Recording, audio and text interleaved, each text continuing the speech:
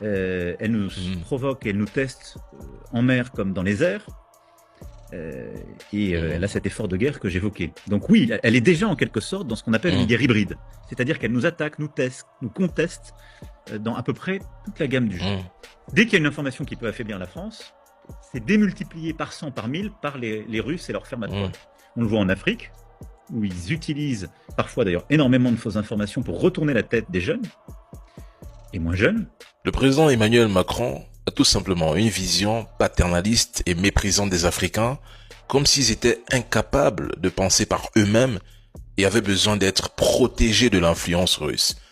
C'est un déni total de la souveraineté intellectuelle des peuples africains et une manière d'évacuer toute responsabilité quant au rejet croissant de la France en Afrique.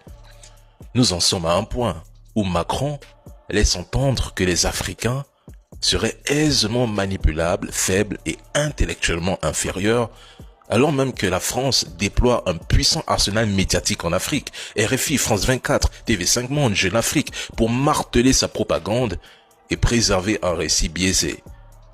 Il pense que nous sommes dans l'incapacité d'analyser l'information de manière critique et à faire nos propres choix en politique internationale. À ses yeux, l'Africain serait incapable de penser par lui-même.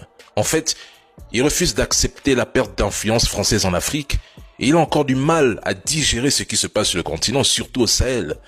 Il pense que les Africains sont envoûtés par les Russes. Plutôt que de reconnaître les erreurs de sa propre politique, il préfère chercher les boucs émissaires.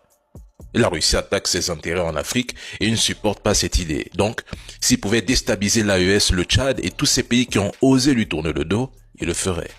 En revanche, Joe Biden et le Deep State vous ont conditionné, retourné le cerveau. Et maintenant que Donald Trump vous sanctionne, vous paniquez. Au passage, vous n'avez pas été invité par Trump, mais convoqué pour justifier toutes vos prises de position, notamment votre soutien à Kiev, alors que Donald Trump prône la paix. Sur ce, belle soirée président.